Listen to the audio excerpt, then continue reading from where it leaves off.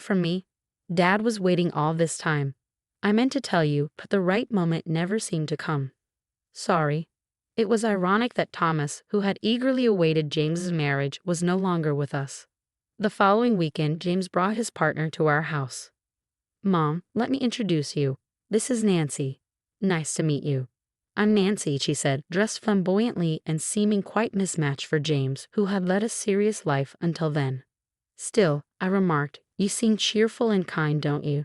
I trusted that if James chose her despite her appearance, her character must be decent. Nancy glanced around our home, scrutinizing everything. I felt a bit uneasy. Is everything okay? You seem deep in thought, I asked Nancy. Oh, nothing. Just taking it all in. So this is where James grew up. By the way, Mom, there's something else I'd like to discuss. James began. What is it? James proposed skipping the wedding ceremony and just registering the marriage. Since his one-bedroom apartment was too small, he asked if they could live with me. I don't mind. But are you comfortable with that, Nancy? I inquired, though secretly thrilled at the thought of not being alone in this big house since Thomas passed away. Nancy, are you okay with staying here? For a moment, Nancy seemed a tad displeased, but it passed quickly. Soon she smiled and replied, Of course. I've always dreamed of living in a house rather than an apartment. See, Mom, Nancy agrees, so please. How could I refuse my dear James' request? Plus, I had my own worries about living alone. Having the young couple around would liven up the house and perhaps eventually bring grandchildren. I hoped this would gradually fill the void left by Thomas's absence. It's okay, James. This is your home, and Nancy, please treat it as yours. I agreed to their arrangement. However, Nancy's occasional rude comments troubled me. Once we started living together, my suspicions were confirmed. Linda, I'm quite busy, so could you handle all the meals and cleaning? Nancy asked as we were still unpacking. And the bath preparations too, please.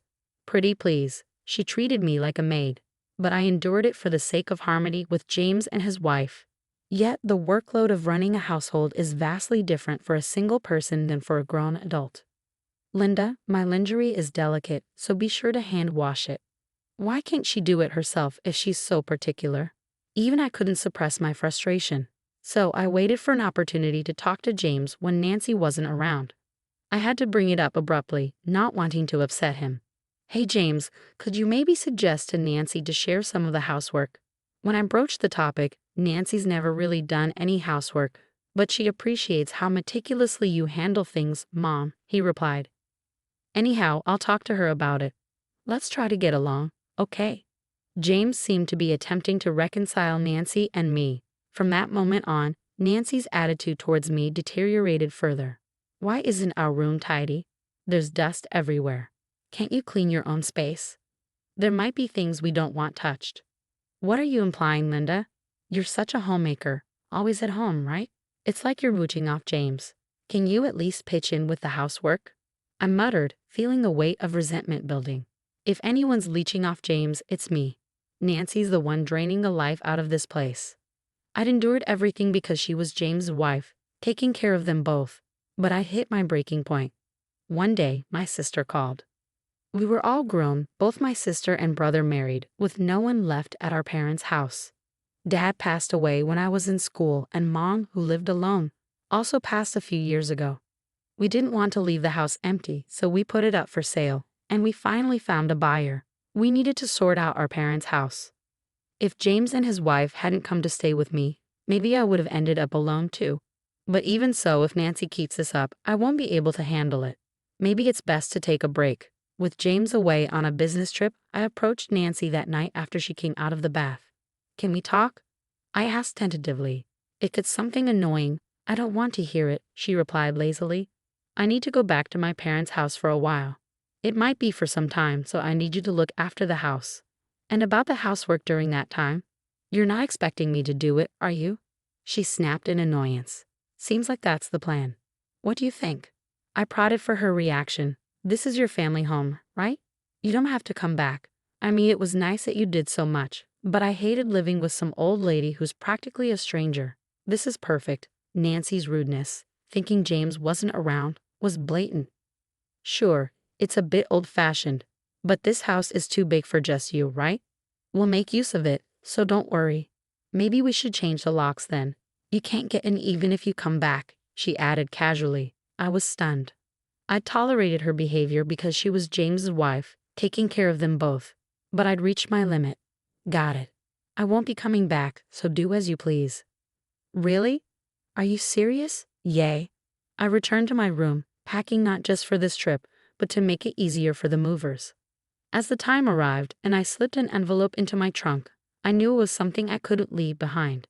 The next morning, loaded with luggage and memories, I departed from the house. En route to my parents' home, I arranged for movers to transport my belongings. They would be stored temporarily until I secured a new place. Strolling down the familiar path, I spotted my parents' house in the distance. Though vacant, it appeared fairly well kept thanks to my nearby sister's regular upkeep.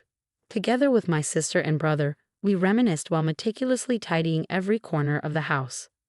Maintaining an empty house proved challenging, hence selling it seemed the most practical. Retrieving the envelope from my trunk, I dialed the real estate agent's number inscribed on it. With the utilities of the house disconnected, we lodged at a nearby hotel during the cleanup. On the third day of tidying, I returned to my hotel room, eager for a shower. My phone buzzed incessantly, but I ignored it, immersed in the water. Yet the persistent calls drew my attention. Reviewing the call history, I noticed all the missed calls were from Nancy's phone. Glancing at the screen, yet another call from Nancy flashed. Hey, what's up? Why the constant calls? Despite knowing the reason, I intentionally adopted a particular tone. So the movers whisked away all your stuff yesterday, but you're not seriously considering leaving for good, are you? What do you mean? Weren't you the one who said, don't come back? Or have you conveniently forgotten? I retorted with a touch of mischief. You old hag, Linda. You're our maid, so come back right now. Being told to get out and then come back was rather self-serving. Sorry, but I'll pass. Perhaps boiling with rage, Nancy even referred to me as a maid. Oh, I forgot to mention, I'm planning to rent out that house, and I've already contacted a real estate agent. So Nancy, you'll need to find a new place soon. What do you mean? We're living here. You can't just do that.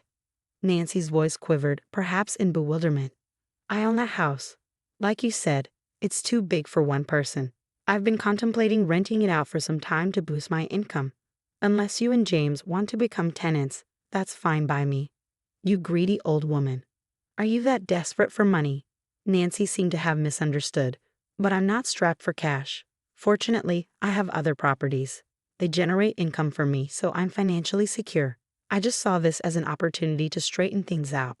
The envelope I brought from the house contained the deeds to my properties. Thomas had left them to me in case of emergencies. Initially belonging to Thomas's father, they were passed down to Thomas when his parents passed away. Thomas hadn't informed me about this, and I only discovered these assets through his will penned before his demise. I had intended to gradually reveal this to James over time, but Nancy's arrival as his wife completely deterred me. Then make arrangements for us to stay here. You're the landlord, right? Nancy's voice echoed with anguish. That's why I said if you two pay rent, there shouldn't be an issue, right? That's enough. I'll explain everything to James when he returns from his business trip. With that, she abruptly ended the call. I pondered what she might disclose to James.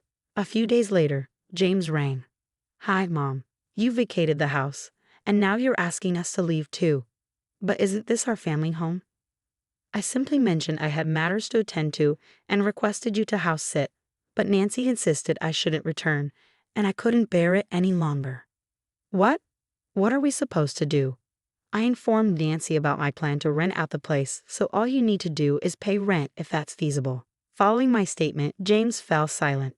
Actually, I've recently changed jobs, James confessed straightforwardly. Since when? Just before our wedding. I haven't disclosed this to Nancy. I was taken aback. I had believed James was flourishing in his prestigious job, but he had been grappling with such issues. Generally, switching jobs is a significant life event. Shouldn't you inform your partner about your intentions to marry first? Why keep her in the dark? I was apprehensive, he admitted. He revealed that when they started dating, Nancy was pleased to hear he worked at a top company. With limited dating experience until his 30s, James lacked the courage to divulge the truth to the first person he considered marrying. I'm now working at a startup I established with some college buddies, and it seems we're on the brink of success. "Mom, please lend me your support." James, devoid of siblings, sought my assistance. I wanted to offer my support, but James needed to take responsibility as an adult and a spouse. Life would only become more challenging if he didn't come clean and seek understanding from his partner.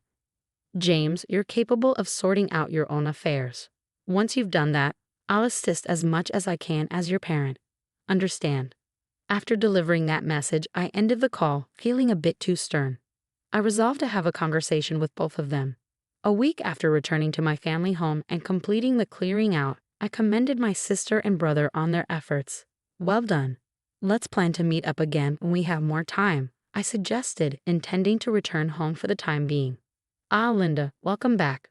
I've been expecting you," Nancy greeted me in a sugary tone as I arrived home. "Notice you didn't change the locks. Change your mind," I retorted with a touch of sarcasm. "Where's James?" "He's here, isn't he?" James emerged from the back, looking visibly drained. "Did you talk to Nancy properly?"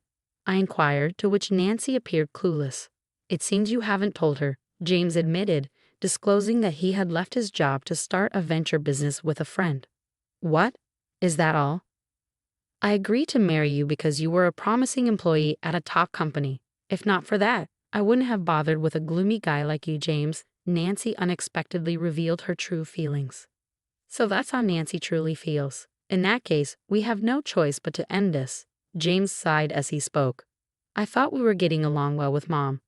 But Nancy, you were just using her as a replacement housekeeper. This old hag, she's only good for housework, right?" "What's wrong with that?" Nancy crudely remarked. "How could you speak to Mom like that? Can't you just leave? I don't even want to see your face anymore." "I don't need this either. You deceived me, remember? I'll take legal action against you." With that, Nancy stormed out of the house. "Are you sure this is the right decision?" "It's okay. Nancy never really cared for me from the beginning," James remarked. Yet his demeanor betrayed the bitterness of a man who felt betrayed. Subsequently, James and Nancy finalized their divorce. Nancy accused James of withholding information about his job change and sought alimony, alleging deception. However, it emerged that Nancy had quit her job and was engaging in secret rendezvous with a lover during the day. This led to a settlement where both parties shared the pain. I wanted some recompense for the verbal abuse and being treated like a maid, but I didn't want to stir up trouble, so I let it slide. I heard Nancy rushed back to her parents' house in tears, only to be scolded by them for her calculated marriage and divorce. They refused to let her return. Apparently, her parents were sensible folks. I also learned that Nancy had a strained relationship with them. In the end, Nancy, unwelcome at home, is scraping by, hopping from one part-time job to another. Maybe I just have a poor judgment of character, but I think I'm done with marriage. It's just too much hassle, James remarked, half in jest, half seriously. As planned, we rented out the original house, and James and I are now living separately. However, I found a suitable property among the inherited real estate, so we're using it as our respective residences. Some might call it extravagant, but I opted to sell off some of the properties and invest in James' business. I chose to believe in James's sincere plea to dedicate himself to his venture. Perhaps his marriage will have to wait until his business finds stability. As his mother, all I can do is hope he encounters the right person when the time is right.